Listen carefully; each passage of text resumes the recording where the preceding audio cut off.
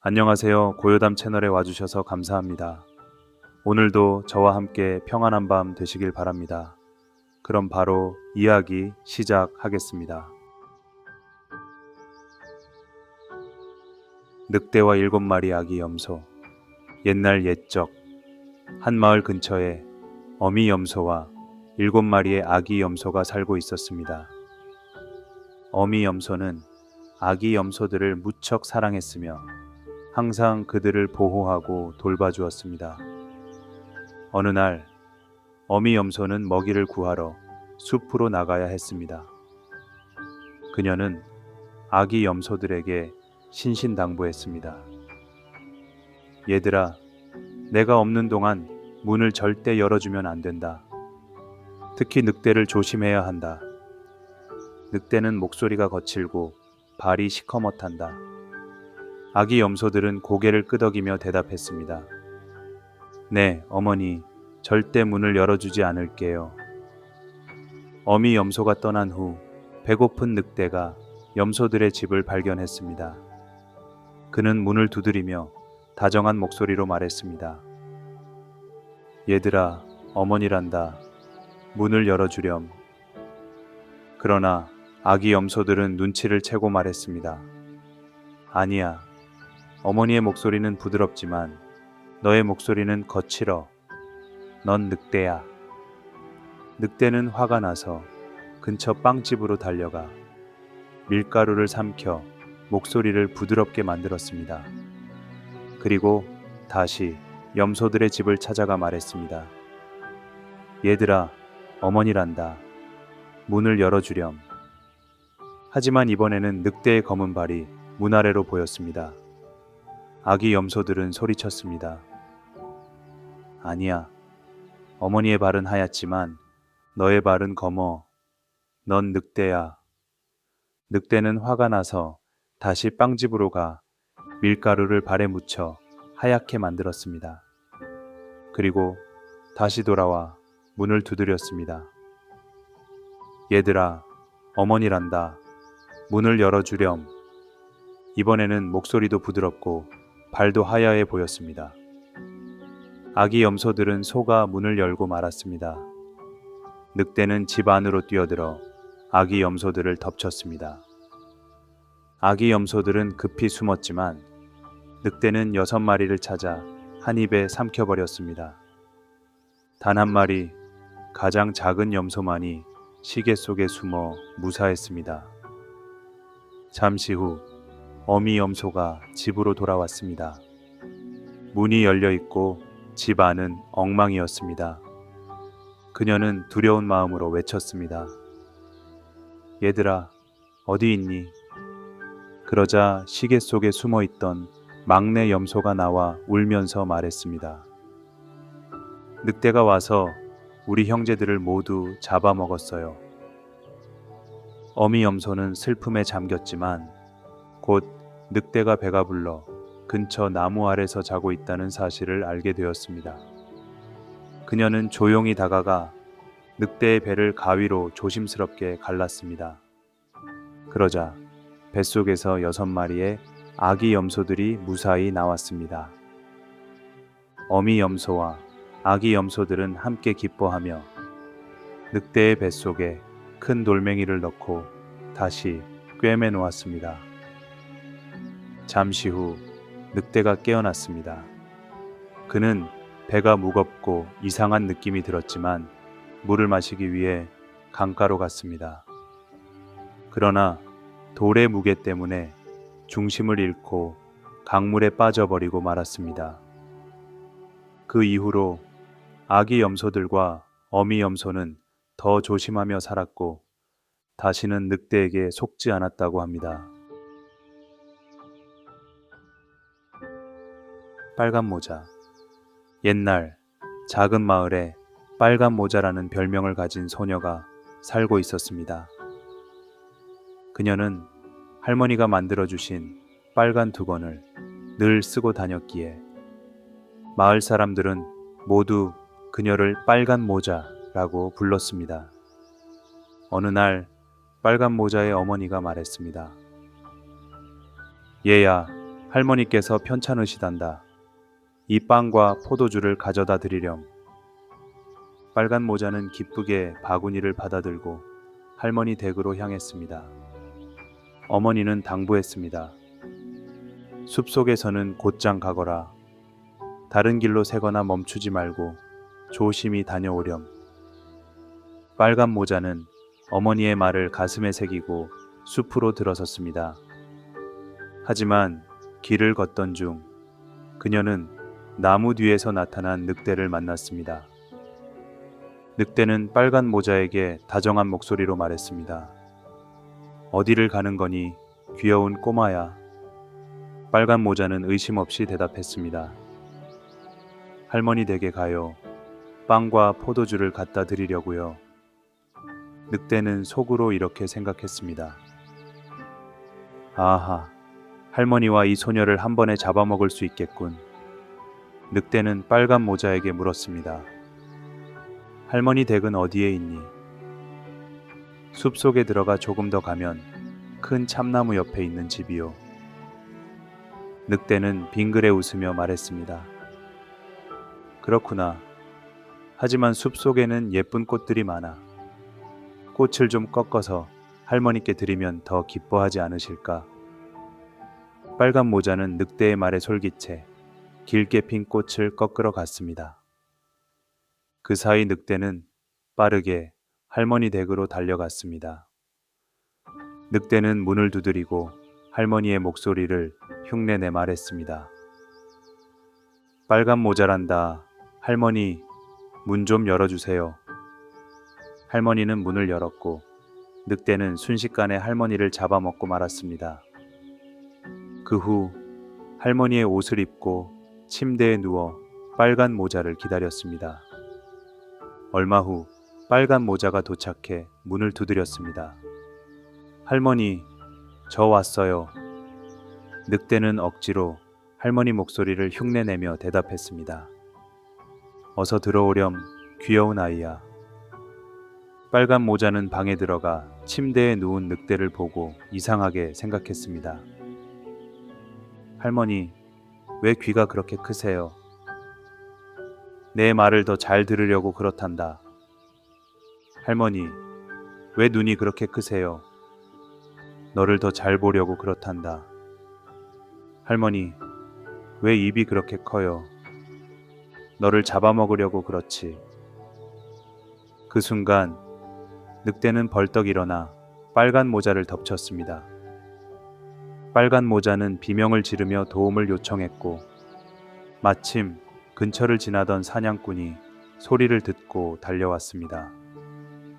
사냥꾼은 늑대를 제압하고 늑대의 배를 갈라 할머니를 무사히 구해냈습니다.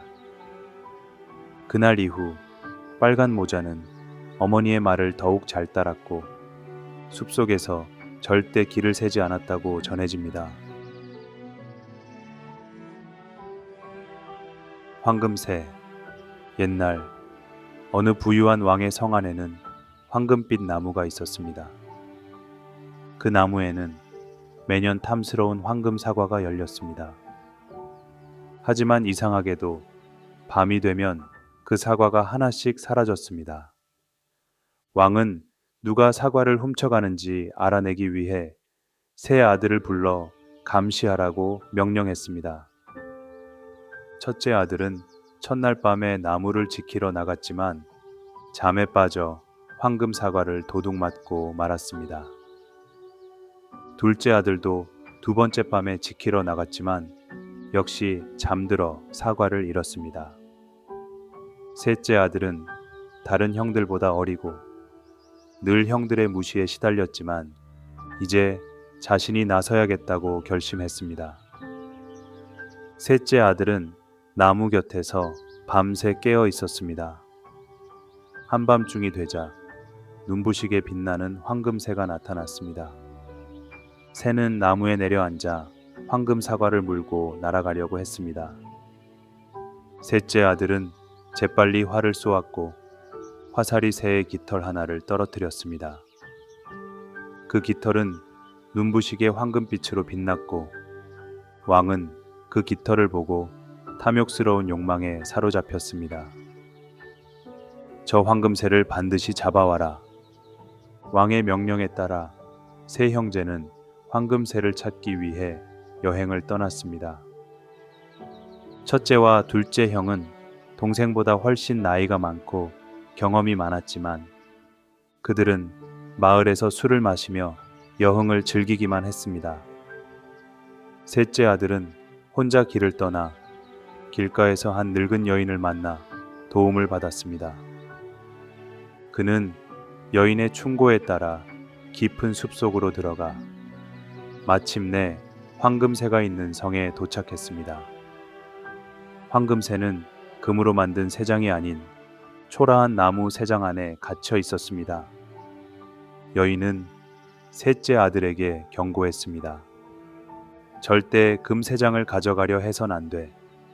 그저 황금새만 가지고 나가야 안전할 거야. 그러나 셋째 아들은 아름다운 금새장을 보고 유혹을 이기지 못하고 금새장에 황금새를 넣었습니다. 그 순간 성 안에 경보가 울리며 병사들이 나타났습니다. 셋째 아들은 붙잡혀 감옥에 갇히고 말았지만 다행히 왕이 관대하게 그에게 다시 기회를 주었습니다. 네가 황금말과 황금공주를 가져온다면 목숨을 살려주겠다. 셋째 아들은 다시 여인을 찾아가 조언을 들었고 그녀의 도움으로 황금말을 찾아냈습니다. 그리고 더 깊은 모험 끝에 황금공주를 만나 그녀의 신뢰를 얻고 함께 돌아오게 되었습니다. 황금새와 황금말 그리고 황금공주를 모두 왕에게 바친 셋째 아들은 자신의 용기와 지혜로 왕의 신뢰를 얻었고 형들보다 훨씬 큰 보상을 받게 되었다고 합니다. 잠자는 숲속의 미녀. 옛날 한 왕과 왕비는 오랫동안 아이를 기다리다 마침내 아름다운 공주를 얻었습니다. 왕과 왕비는 기쁨에 넘쳐 나라 전역에 잔치를 벌이고 모든 요정들을 초대해 공주의 탄생을 축하했습니다. 그들은 요정들로부터 공주가 아름답고 지혜로우며 행복한 삶을 살게 해달라고 축복을 받았습니다. 하지만 초대받지 못한 한 악한 요정이 갑자기 나타났습니다. 나를 잊고 초대하지 않다니 너희의 딸은 15살이 되는 날 물레 바늘에 찔려 죽게 될 것이다. 요정은 악한 저주를 남기고 떠났습니다. 왕과 왕비는 크게 두려워했지만 다른 한 선량한 요정이 나타나 저주를 약간 바꾸었습니다. 공주는 물레 바늘에 찔려 죽지는 않을 것입니다. 대신 깊은 잠에 빠져들 것이며 진정한 사랑의 키스만이 그녀를 깨울 수 있을 것입니다. 왕은 나라 안의 모든 물레를 불태워 없애게 했고 공주는 점점 아름답고 지혜롭게 성장했습니다.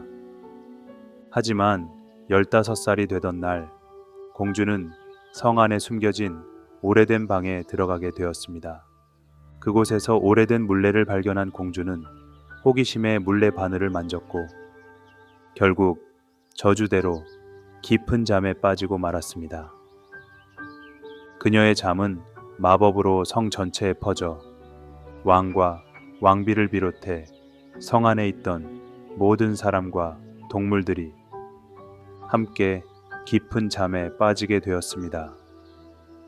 그 후 성은 가시덤불로 둘러싸여 아무도 들어갈 수 없었습니다. 많은 세월이 흘렀고 전설처럼 성과 잠든 공주의 이야기가 전해졌습니다. 많은 용감한 왕자들이 덤불을 뚫고 성 안으로 들어가려 했지만 모두 실패하고 돌아섰습니다. 그러던 어느 날 한 젊고 용감한 왕자가 나타났습니다. 그는 성에 얽힌 전설을 듣고 덤불숲을 향해 나아갔습니다. 덤불은 마치 그를 기다렸던 것처럼 부드럽게 길을 열어주었고 왕자는 무사히 성 안으로 들어가 잠든 공주를 발견했습니다. 공주를 본 왕자는 한눈에 그녀를 사랑하게 되었고 조심스럽게 그녀의 이마에 키스했습니다. 그러자 마법이 풀리며 공주는 눈을 뜨고 성 안의 모든 사람들도 함께 깨어났습니다.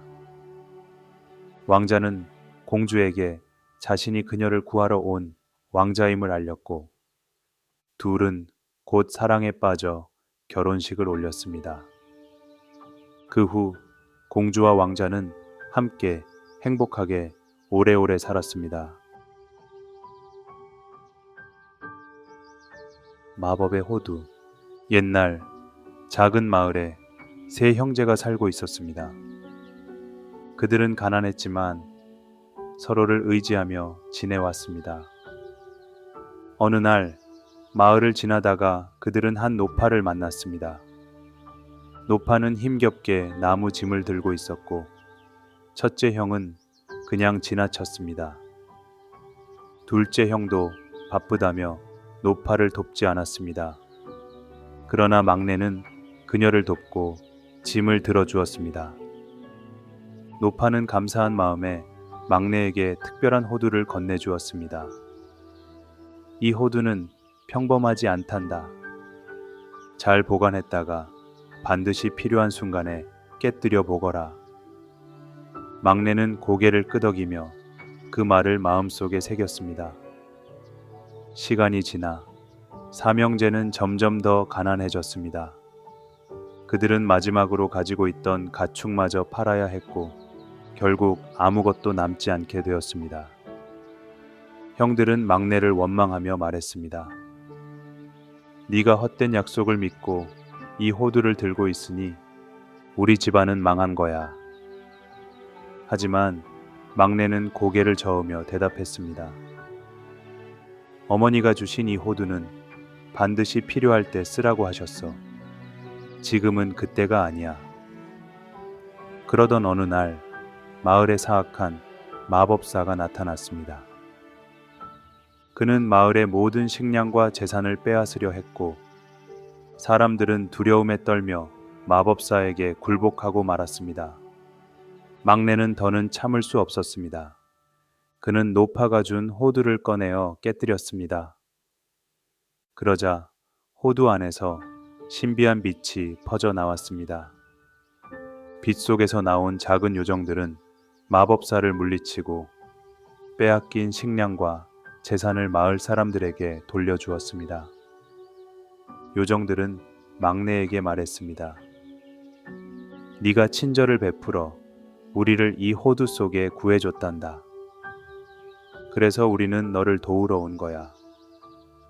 그날 이후 마을 사람들은 막내를 존경했고 형들은 그제서야 막내의 지혜와 인내심을 인정했습니다.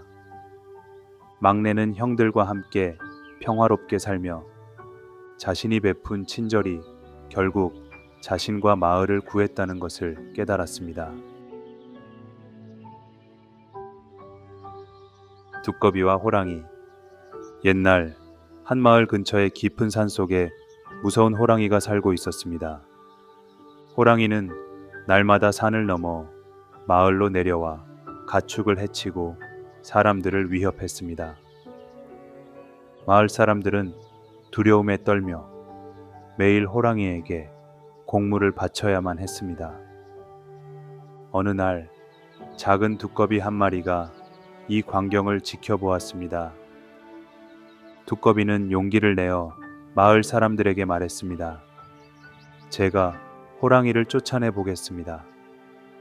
마을 사람들은 두꺼비의 말을 듣고 모두 웃었습니다. 작디작은 두꺼비가 어떻게 무서운 호랑이를 이길 수 있겠느냐. 하지만 두꺼비는 포기하지 않고 곧장 호랑이가 사는 산으로 올라갔습니다. 산 속에서 두꺼비는 호랑이를 만나 당당하게 외쳤습니다. 호랑이야, 나는 하늘의 신이 보낸 사자다. 너는 감히 하늘의 뜻을 거스르고 마을을 괴롭혔으니 이제 큰 벌을 받을 것이다. 호랑이는 처음엔 비웃었지만 작은 두꺼비가 전혀 두려워하지 않는 모습을 보고 왠지 모르게 불안한 기분이 들었습니다. 호랑이는 마음속으로 생각했습니다. 혹시 이 두꺼비가 정말 신의 사자라면? 만약 나를 벌하려 온 것이라면? 두꺼비는 더욱 위험 있는 목소리로 말했습니다. 네가 지금 당장 이 산을 떠나 다시는 마을을 괴롭히지 않는다면 나는 너를 용서해 주겠다. 하지만 그렇지 않으면 신의 천둥이 내려와 너를 태워버릴 것이다. 호랑이는 겁에 질려 황급히 산을 떠났고 다시는 마을로 내려오지 않았습니다. 그 후로 마을 사람들은 용감한 두꺼비를 존경하며 그를 마을의 수호자로 여겼다고 합니다. 세 개의 깃털. 옛날 한 왕이 세 아들을 두고 있었습니다. 왕은 늙어가며 고민했습니다. 내 세 아들 중 누구에게 왕위를 물려주어야 할까? 그래서 그는 시험을 내기로 했습니다. 왕은 세 아들을 불러 모아 말했습니다. 너희 셋에게 각각 깃털을 하나씩 주겠다. 이 깃털이 날아가 떨어진 곳에서 가장 귀한 보물을 찾아오너라. 가장 훌륭한 것을 가져오는 자에게 왕위를 물려주겠다. 첫째 아들은 힘이 세고 똑똑했고 둘째 아들은 용감하고 교활했습니다. 막내 아들은 조용하고 순수한 성격을 가졌지만 형들은 그를 바보라고 부르며 놀리곤 했습니다. 왕은 세 개의 깃털을 하늘로 날렸습니다. 첫째 아들의 깃털은 동쪽으로, 둘째 아들의 깃털은 서쪽으로 날아갔습니다. 그러나 막내 아들의 깃털은 바로 앞땅에 떨어졌습니다. 형들은 그를 비웃으며 떠나버렸습니다. 역시 바보 녀석, 아무것도 못 찾겠군. 하지만 막내 아들은 포기하지 않고 깃털이 떨어진 곳을 자세히 살폈습니다. 그때 땅에 작은 비밀의 문이 나타났습니다. 그는 용기를 내어 문을 열고 안으로 들어갔습니다. 그곳에는 마법의 두꺼비가 있었습니다. 두꺼비는 말했습니다. 나는 네가 올 것을 알고 있었다. 네가 찾는 보물을 주겠다. 하지만 너는 그것을 소중히 여겨야 한다. 두꺼비는 막내에게 황금으로 만든 카펫을 주었습니다. 그것은 세상에서 가장 부드럽고 정교한 카펫이었습니다. 한편 형들은 값비싼 옷감이나 보석을 가져와 왕 앞에 내놓았습니다. 그러나 막내가 황금 카펫을 내놓자 왕은 감탄했습니다. 이것은 왕국에서 본 적 없는 가장 아름다운 보물이구나. 그러나 형들은 인정하지 않고 왕에게 다시 기회를 요청했습니다. 그래서 왕은 또 다른 시험을 내렸습니다. 이제 가장 아름다운 반지를 찾아와라. 막내는 다시 깃털을 따라갔고 마법의 두꺼비는 그에게 황금과 보석으로 장식된 반지를 주었습니다. 왕은 다시 막내의 반지를 보고 감탄했습니다. 이보다 더 아름다운 반지는 없구나. 하지만 형들은 여전히 불만이었습니다. 그래서 왕은 마지막 시험을 내렸습니다. 이번에는 가장 아름다운 여인을 데려오너라. 형들은 왕국을 돌아다니며 미녀를 찾았지만 막내는 다시 마법의 두꺼비를 찾아갔습니다. 그러자 두꺼비는 마법을 부려 아름다운 공주로 변신했습니다. 막내는 공주를 데리고 성으로 돌아갔고 그녀의 아름다움은 모든 사람들을 놀라게 했습니다. 이제 왕도 더 이상 의심할 수 없었습니다. 그는 막내에게 왕위를 물려주었고 막내 왕자는 현명하고 착한 왕으로 나라를 다스렸다고 합니다. 지혜로운 한스. 옛날 한 마을에 한스라는 순진한 소년이 살고 있었습니다. 그는 어머니의 말을 한치의 오차도 없이 그대로 따르는 성격이었죠. 어느 날 어머니는 한스에게 말했습니다. 얘야, 시장에서 신선한 우유를 얻어오렴. 한스는 시장에서 우유를 받아들고 집으로 가는 길에 생각했습니다. 어머니께서 말씀하셨던 대로 가져가야 해. 그래서 그는 우유를 손에 든 채 단단히 움켜쥐고 걸어갔습니다.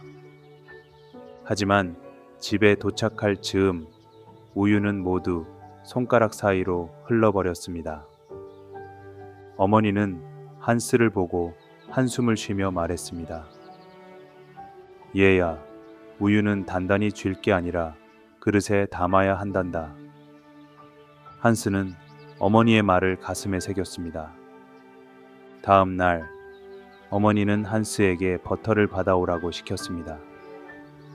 한스는 이번에는 그릇을 들고 버터를 받아 담았습니다. 하지만 태양이 뜨거운 길을 걷는 동안 버터는 모두 녹아버리고 말았습니다. 어머니는 다시 말했습니다. 얘야, 버터는 그릇에 담을 게 아니라 차가운 천에 싸야 한단다. 한스는 고개를 끄덕이며 또다시 배웠습니다. 그 다음 날 어머니는 한스에게 고기를 받아오라고 했습니다. 한스는 어제 배운 대로 고기를 차가운 천에 싸서 들고 갔습니다. 그러나 그는 길을 걷다가 배고픈 개들을 만나고 말았습니다. 개들은 냄새를 맡고 한스의 뒤를 따라오더니 결국 그의 손에서 고기를 빼앗아 가버렸습니다. 집으로 돌아온 한스를 본 어머니는 다시 한숨을 쉬며 말했습니다. 얘야, 고기는 천에 싸는 것이 아니라 손에 꼭 쥐고 조심히 가져와야 한단다. 한스는 어머니의 말을 또 한 번 깊이 새겼습니다. 그 다음 날 어머니는 한스에게 새끼 염소를 받아오라고 했습니다. 한스는 이번에는 어머니의 말을 철저히 따르기로 결심했습니다. 그래서 그는 염소를 손에 꼭 쥐고 어깨에 메고 왔습니다. 그 모습을 본 마을 사람들은 깜짝 놀라며 웃음을 터뜨렸습니다. 심지어 근처를 지나던 한 귀족 아가씨도 그 모습을 보고 웃으며 말했습니다. 어머나, 저렇게 염소를 메고 오는 사람은 처음 봤어요. 한스는 마침내 깨달았습니다. 모든 것은 상황에 맞게 행동해야 하는구나. 그날 이후 한스는 더 이상 어머니의 말을 무조건 그대로 따르는 것이 아니라 상황에 맞게 지혜롭게 행동하는 법을 배우게 되었다고 합니다. 철학하는 재봉사. 옛날 한 작은 마을에 영리한 재봉사가 살고 있었습니다. 그는 손재주가 뛰어나 아름다운 옷을 만들었지만 사람들은 그가 가난하다는 이유로 그를 무시했습니다. 어느 날 재봉사는 생각했습니다. 나는 손재주뿐만 아니라 지혜도 갖추고 있어. 세상에 나가서 내 능력을 증명해야겠어. 그는 작은 보따리를 싸서 길을 떠났습니다. 한참을 걷다가 커다란 거인을 만났습니다. 거인은 재봉사를 내려다보며 비웃었습니다. 이 조그만 녀석이 어디를 가느냐? 재봉사는 당당히 대답했습니다. 나는 세상에서 가장 지혜로운 재봉사요. 어떤 시험이든 내게 내보시오. 거인은 웃으며 말했다. 좋다. 내 던지는 돌을 저만큼 멀리 던질 수 있다면 너를 인정하지. 거인은 힘껏 돌을 던졌고 돌은 멀리 날아가 숲속에 사라졌습니다. 재봉사는 잠시 생각하더니 소매에서 작은 새를 꺼내어 날려 보냈습니다. 새는 하늘 높이 날아가 거인의 돌보다 훨씬 멀리 사라졌습니다. 거인은 깜짝 놀라며 말했습니다. 이런, 네가 이겼구나. 재봉사는 다시 길을 떠났습니다. 그는 왕이 다스리는 성에 도착했고 왕에게 자신의 재능을 증명하고 싶다고 했습니다. 왕은 재봉사를 시험하기 위해 그에게 3가지 문제를 내기로 했습니다. 첫 번째 문제는 물 위를 걷기였습니다. 재봉사는 마을에서 구한 큰 통나무를 물 위에 띄우고 그 위를 조심스럽게 걸어갔습니다.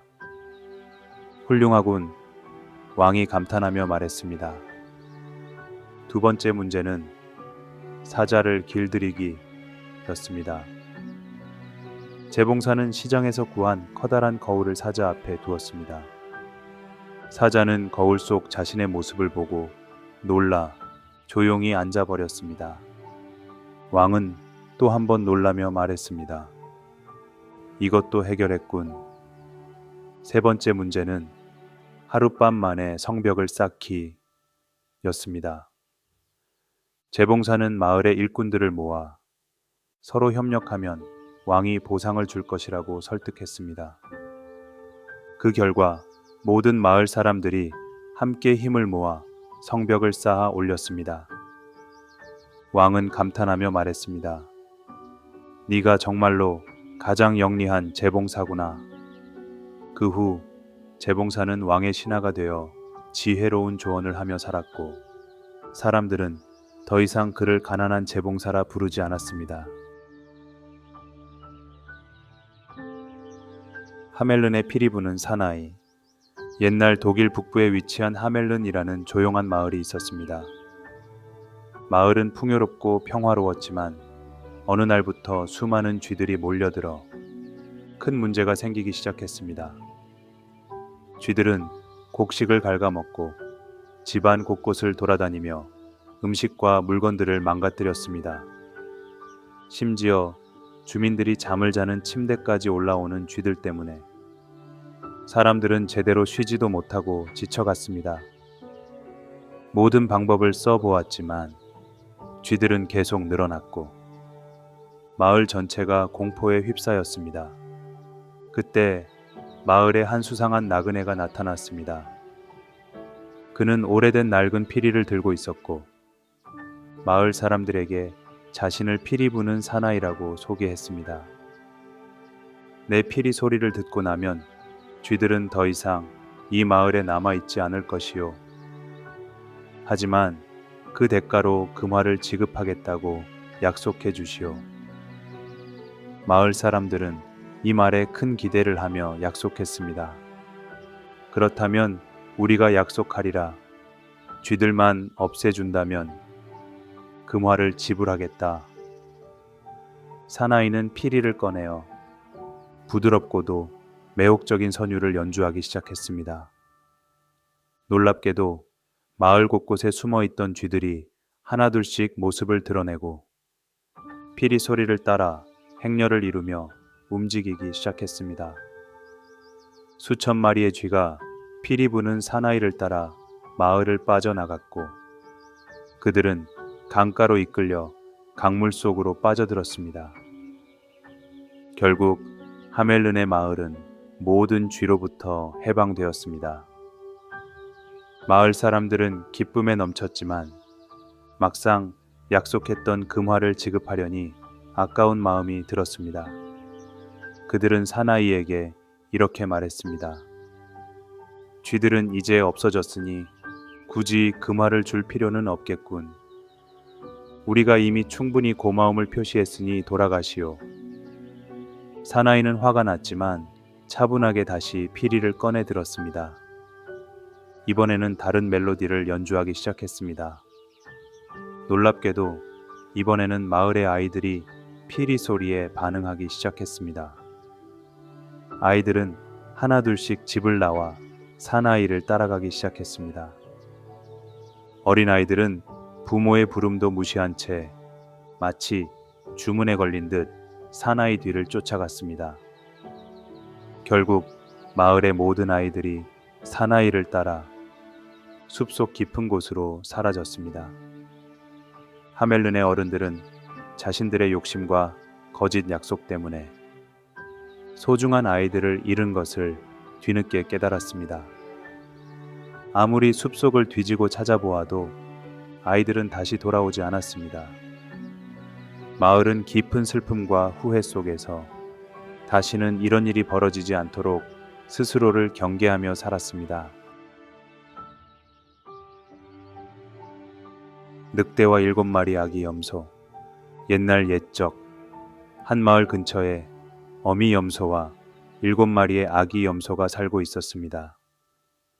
어미 염소는 아기 염소들을 무척 사랑했으며 항상 그들을 보호하고 돌봐주었습니다. 어느 날 어미 염소는 먹이를 구하러 숲으로 나가야 했습니다. 그녀는 아기 염소들에게 신신당부했습니다. 얘들아, 내가 없는 동안 문을 절대 열어주면 안 된다. 특히 늑대를 조심해야 한다.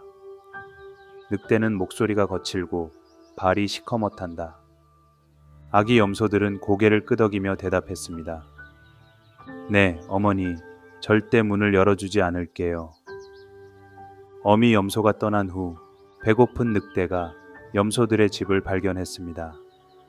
그는 문을 두드리며 다정한 목소리로 말했습니다. 얘들아, 어머니란다. 문을 열어주렴. 그러나 아기 염소들은 눈치를 채고 말했습니다. 아니야. 어머니의 목소리는 부드럽지만 너의 목소리는 거칠어. 넌 늑대야. 늑대는 화가 나서 근처 빵집으로 달려가 밀가루를 삼켜 목소리를 부드럽게 만들었습니다. 그리고 다시 염소들의 집을 찾아가 말했습니다. 얘들아, 어머니란다. 문을 열어주렴. 하지만 이번에는 늑대의 검은 발이 문 아래로 보였습니다. 아기 염소들은 소리쳤습니다.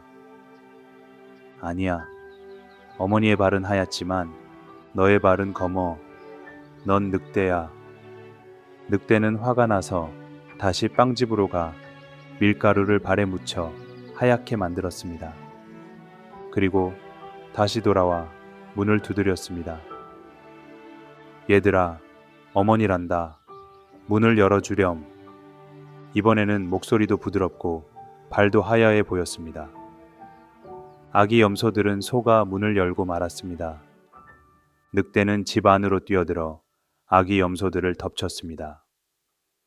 아기 염소들은 급히 숨었지만 늑대는 6마리를 찾아 한 입에 삼켜버렸습니다.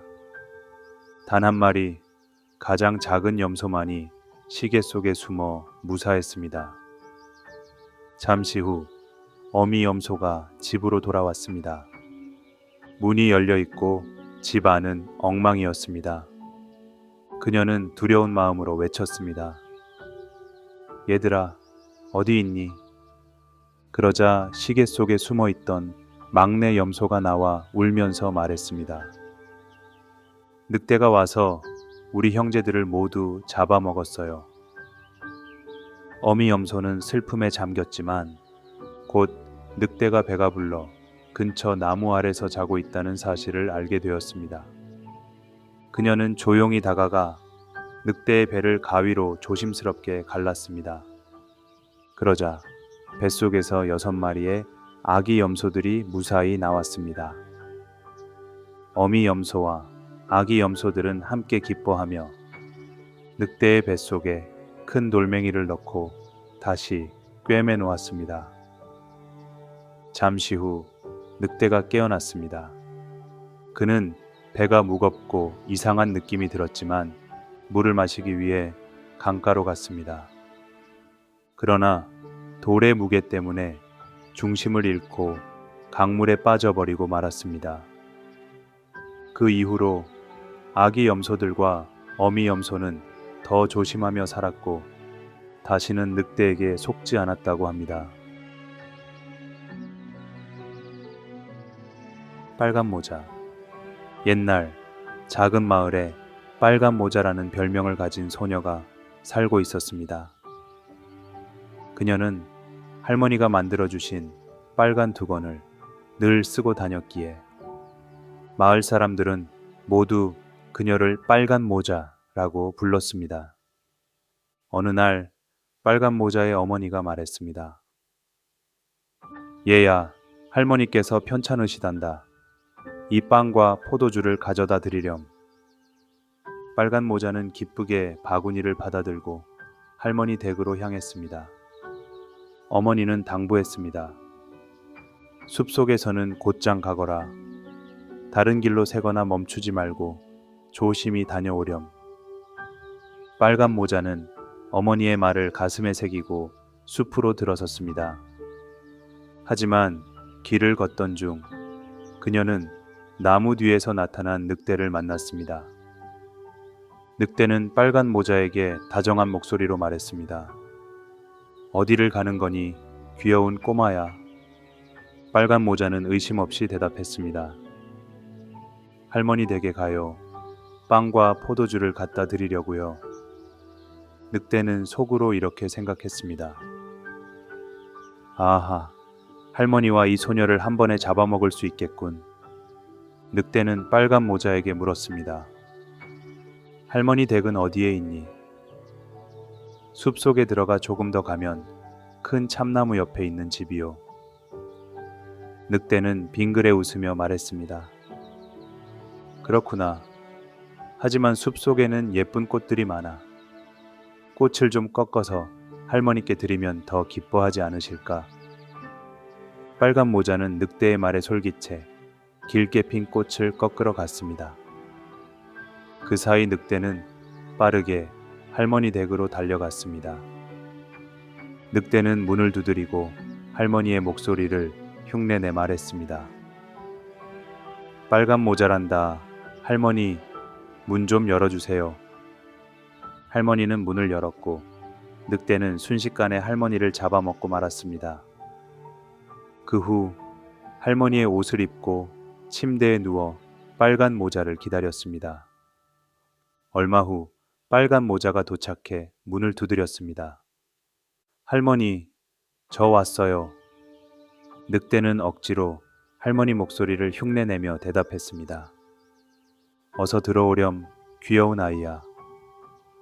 빨간 모자는 방에 들어가 침대에 누운 늑대를 보고 이상하게 생각했습니다. 할머니, 왜 귀가 그렇게 크세요?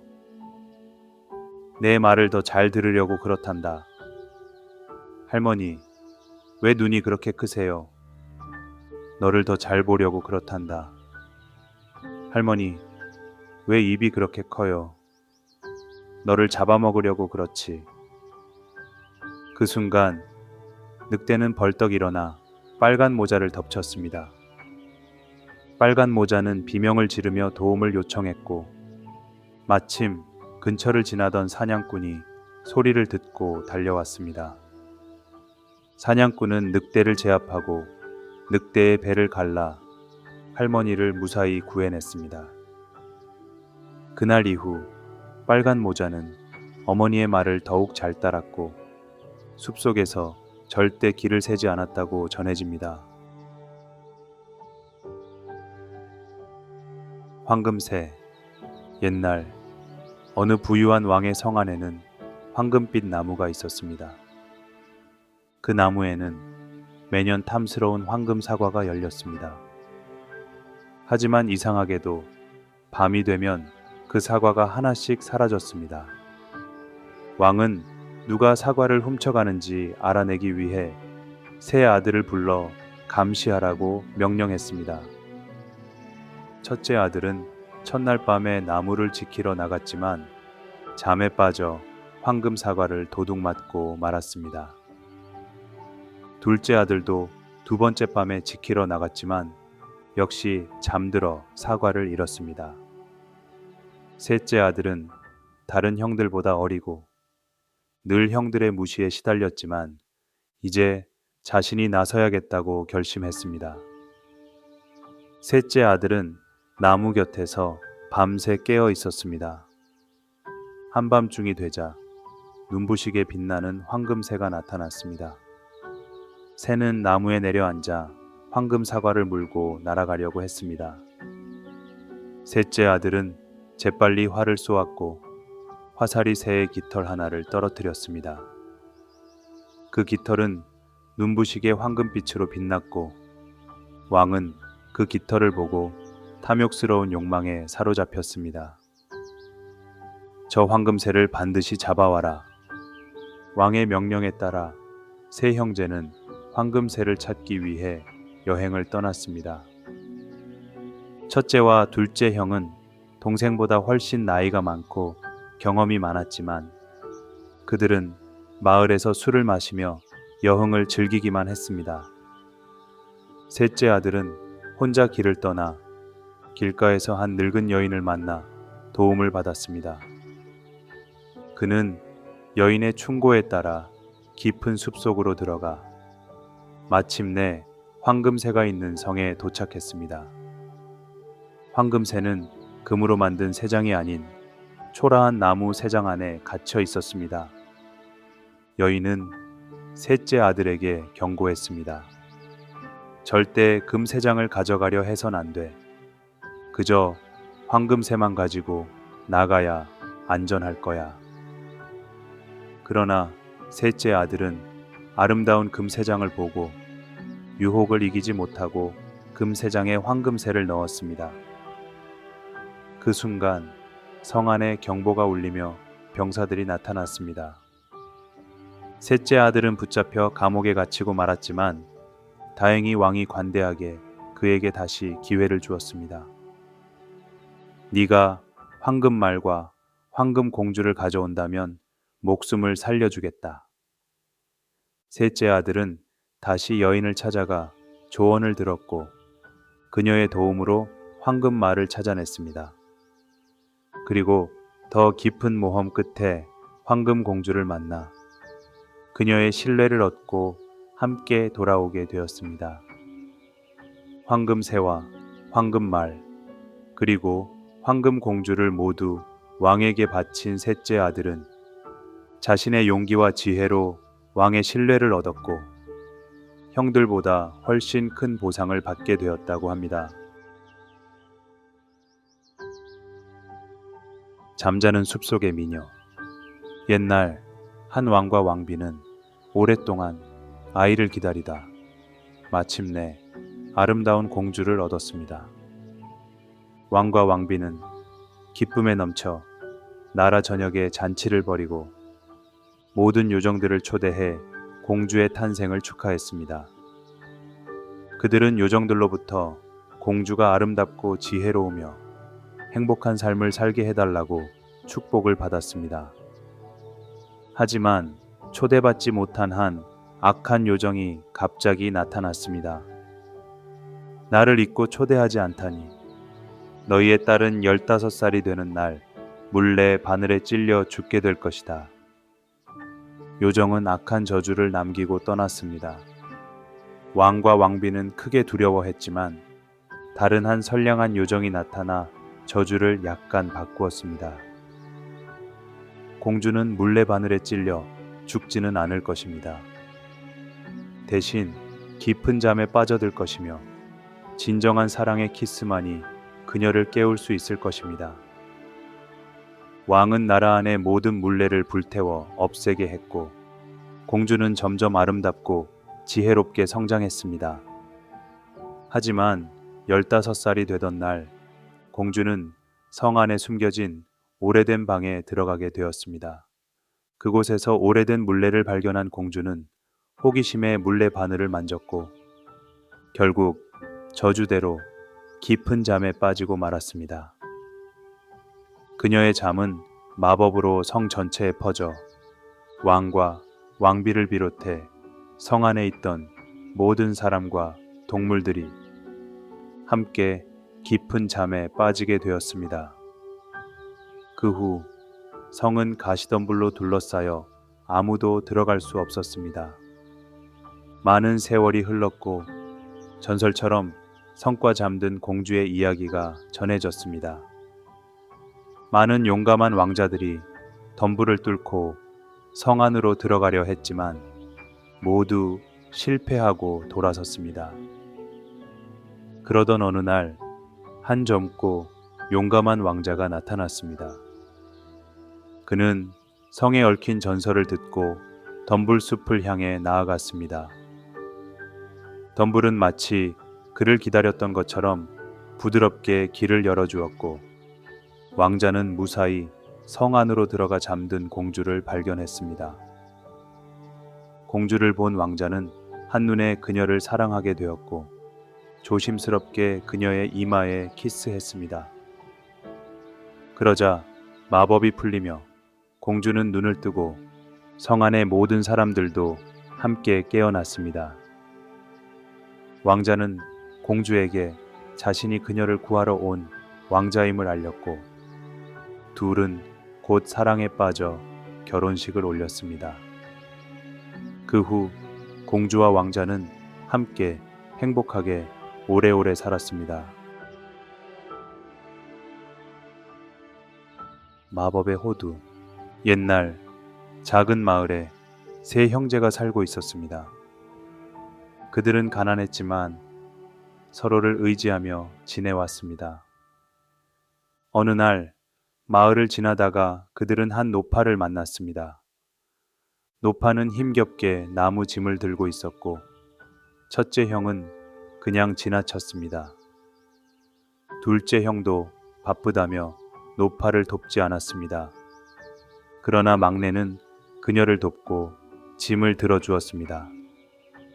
노파는 감사한 마음에 막내에게 특별한 호두를 건네주었습니다. 이 호두는 평범하지 않단다. 잘 보관했다가 반드시 필요한 순간에 깨뜨려 보거라.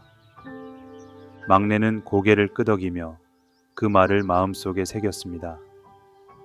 시간이 지나 삼형제는 점점 더 가난해졌습니다. 그들은 마지막으로 가지고 있던 가축마저 팔아야 했고 결국 아무것도 남지 않게 되었습니다. 형들은 막내를 원망하며 말했습니다.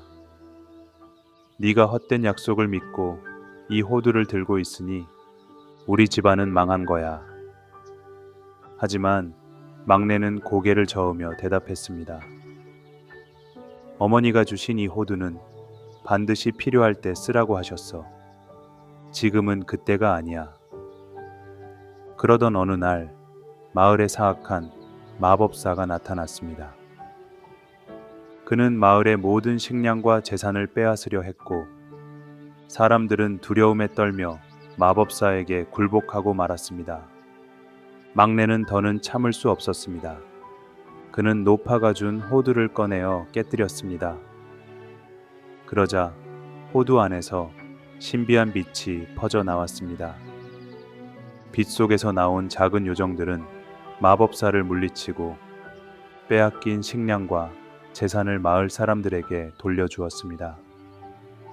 요정들은 막내에게 말했습니다.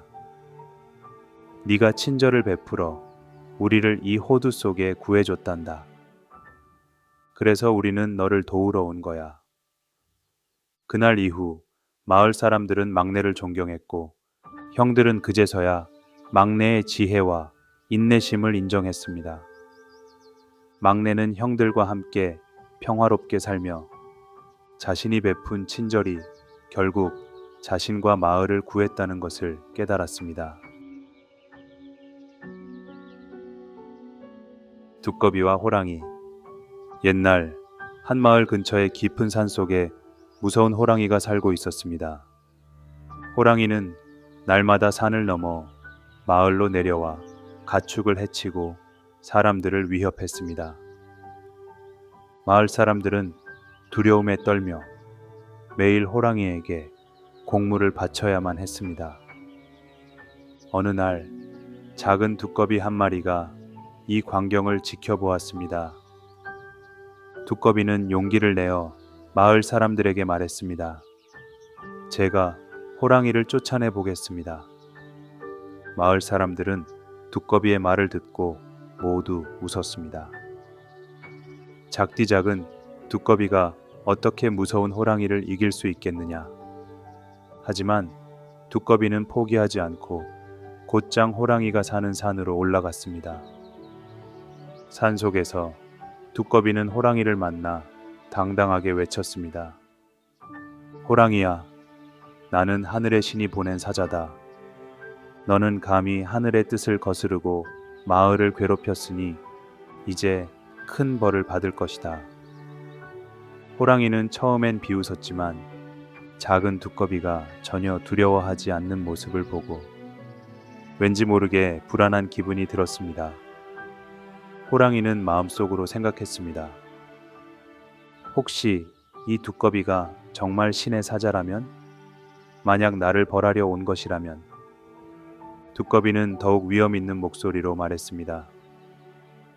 네가 지금 당장 이 산을 떠나 다시는 마을을 괴롭히지 않는다면 나는 너를 용서해 주겠다.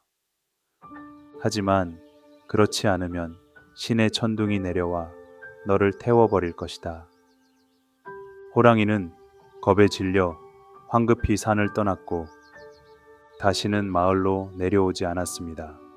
그 후로 마을 사람들은 용감한 두꺼비를 존경하며 그를 마을의 수호자로 여겼다고 합니다.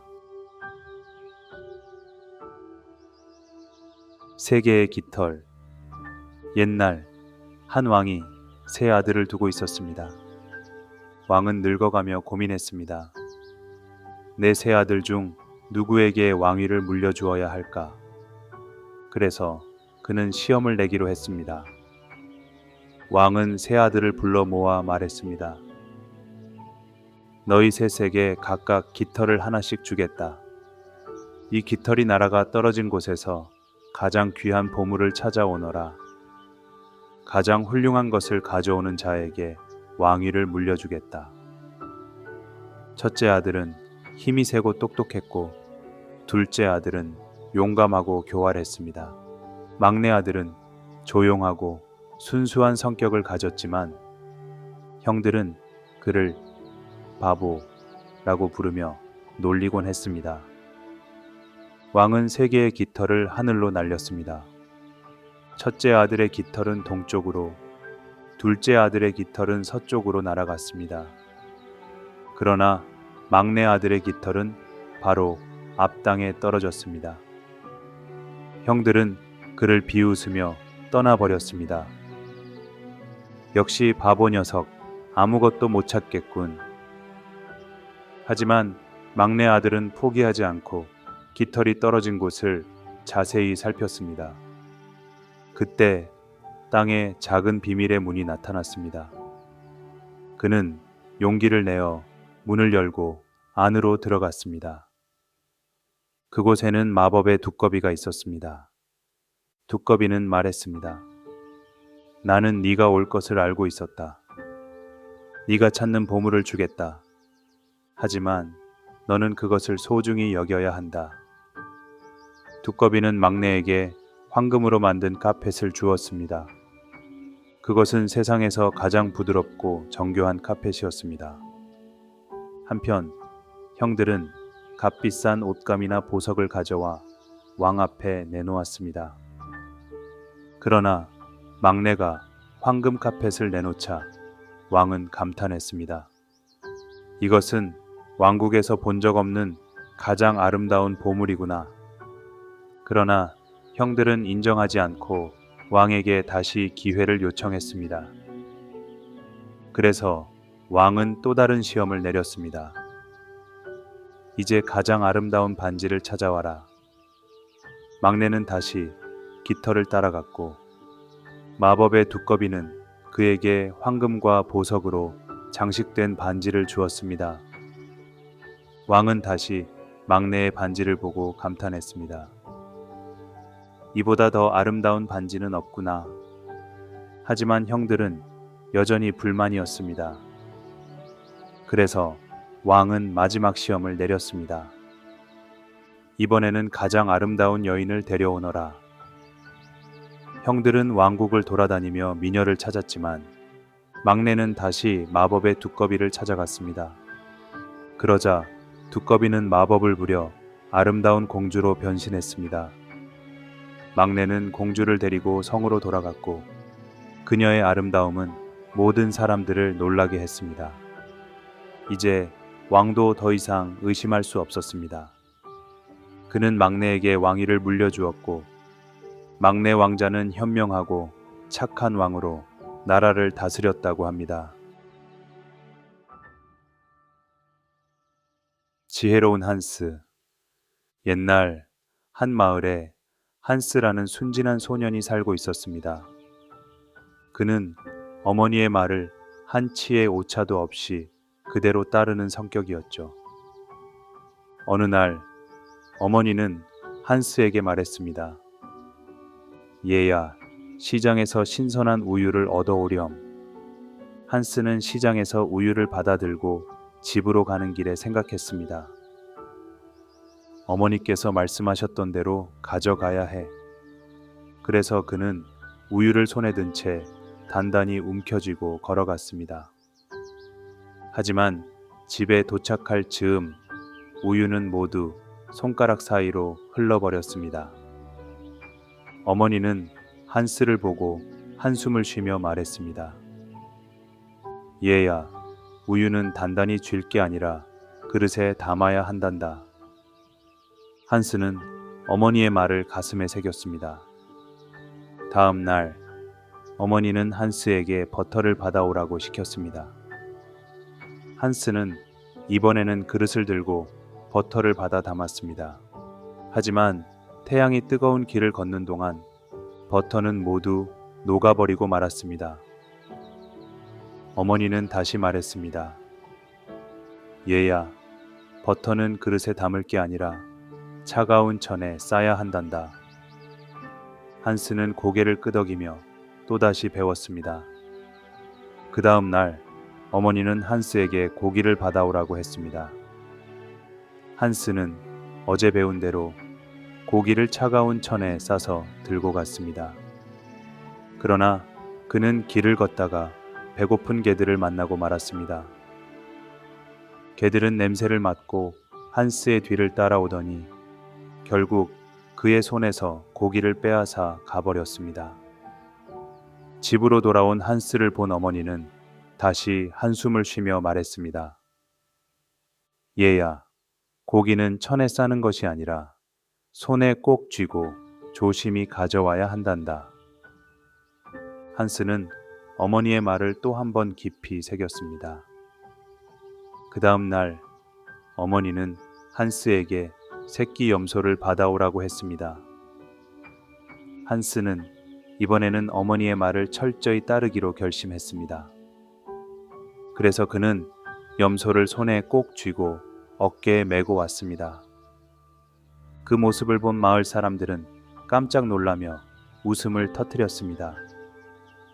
심지어 근처를 지나던 한 귀족 아가씨도 그 모습을 보고 웃으며 말했습니다.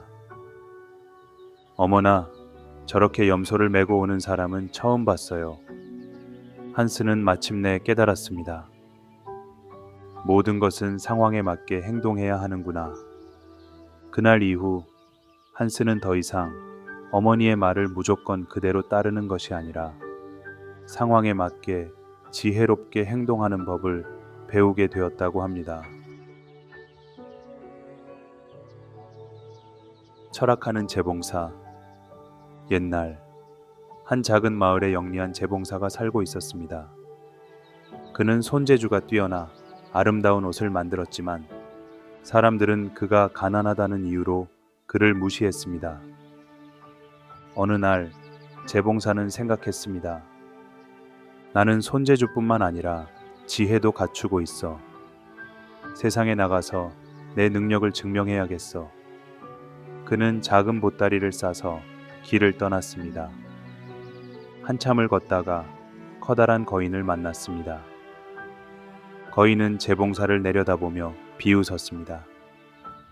이 조그만 녀석이 어디를 가느냐? 재봉사는 당당히 대답했습니다.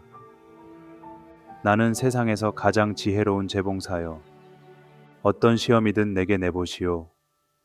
거인은 웃으며 말했다. 좋다. 내 던지는 돌을 저만큼 멀리 던질 수 있다면 너를 인정하지. 거인은 힘껏 돌을 던졌고 돌은 멀리 날아가 숲속에 사라졌습니다. 재봉사는 잠시 생각하더니 소매에서 작은 새를 꺼내어 날려 보냈습니다. 새는 하늘 높이 날아가 거인의 돌보다 훨씬 멀리 사라졌습니다. 거인은 깜짝 놀라며 말했습니다. 이런, 네가 이겼구나. 재봉사는 다시 길을 떠났습니다. 그는 왕이 다스리는 성에 도착했고 왕에게 자신의 재능을 증명하고 싶다고 했습니다. 왕은 재봉사를 시험하기 위해 그에게 3가지 문제를 내기로 했습니다. 첫 번째 문제는 물 위를 걷기였습니다.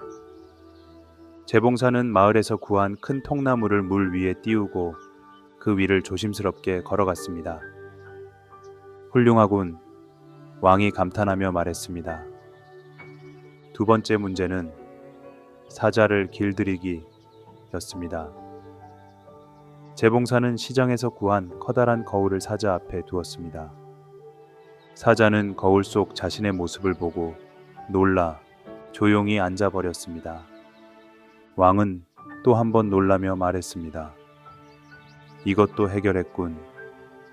세 번째 문제는 하룻밤 만에 성벽을 쌓기였습니다. 재봉사는 마을의 일꾼들을 모아 서로 협력하면 왕이 보상을 줄 것이라고 설득했습니다. 그 결과 모든 마을 사람들이 함께 힘을 모아 성벽을 쌓아 올렸습니다. 왕은 감탄하며 말했습니다. 네가 정말로 가장 영리한 재봉사구나. 그 후 재봉사는 왕의 신하가 되어 지혜로운 조언을 하며 살았고 사람들은 더 이상 그를 가난한 재봉사라 부르지 않았습니다. 하멜른의 피리 부는 사나이. 옛날 독일 북부에 위치한 하멜른이라는 조용한 마을이 있었습니다. 마을은 풍요롭고 평화로웠지만 어느 날부터 수많은 쥐들이 몰려들어 큰 문제가 생기기 시작했습니다. 쥐들은 곡식을 갉아먹고 집안 곳곳을 돌아다니며 음식과 물건들을 망가뜨렸습니다. 심지어 주민들이 잠을 자는 침대까지 올라오는 쥐들 때문에 사람들은 제대로 쉬지도 못하고 지쳐갔습니다. 모든 방법을 써보았지만 쥐들은 계속 늘어났고 마을 전체가 공포에 휩싸였습니다. 그때 마을에 한 수상한 나그네가 나타났습니다. 그는 오래된 낡은 피리를 들고 있었고 마을 사람들에게 자신을 피리 부는 사나이라고 소개했습니다. 내 피리 소리를 듣고 나면 쥐들은 더 이상 이 마을에 남아있지 않을 것이요. 하지만 그 대가로 금화를 지급하겠다고 약속해 주시오. 마을 사람들은 이 말에 큰 기대를 하며 약속했습니다. 그렇다면 우리가 약속하리라. 쥐들만 없애준다면 금화를 지불하겠다. 사나이는 피리를 꺼내어 부드럽고도 매혹적인 선율을 연주하기 시작했습니다. 놀랍게도 마을 곳곳에 숨어있던 쥐들이 하나둘씩 모습을 드러내고 피리 소리를 따라 행렬을 이루며 움직이기 시작했습니다. 수천 마리의 쥐가 피리 부는 사나이를 따라 마을을 빠져나갔고 그들은 강가로 이끌려 강물 속으로 빠져들었습니다. 결국 하멜른의 마을은 모든 쥐로부터 해방되었습니다. 마을 사람들은 기쁨에 넘쳤지만 막상 약속했던 금화를 지급하려니 아까운 마음이 들었습니다. 그들은 사나이에게 이렇게 말했습니다. 쥐들은 이제 없어졌으니 굳이 금화를 줄 필요는 없겠군. 우리가 이미 충분히 고마움을 표시했으니 돌아가시오. 사나이는 화가 났지만 차분하게 다시 피리를 꺼내 들었습니다. 이번에는 다른 멜로디를 연주하기 시작했습니다. 놀랍게도 이번에는 마을의 아이들이 피리 소리에 반응하기 시작했습니다. 아이들은 하나둘씩 집을 나와 사나이를 따라가기 시작했습니다. 어린아이들은 부모의 부름도 무시한 채 마치 주문에 걸린 듯 사나이 뒤를 쫓아갔습니다. 결국 마을의 모든 아이들이 사나이를 따라 숲속 깊은 곳으로 사라졌습니다. 하멜른의 어른들은 자신들의 욕심과 거짓 약속 때문에 소중한 아이들을 잃은 것을 뒤늦게 깨달았습니다. 아무리 숲속을 뒤지고 찾아보아도 아이들은 다시 돌아오지 않았습니다. 마을은 깊은 슬픔과 후회 속에서 다시는 이런 일이 벌어지지 않도록 스스로를 경계하며 살았습니다. 오늘 이야기가 마음에 드셨다면 좋아요와 구독 버튼 꼭 눌러주세요. 그리고 댓글로 여러분의 생각도 공유해주세요. 다음 시간에는 더욱 흥미롭고 감동적인 이야기로 찾아뵙겠습니다.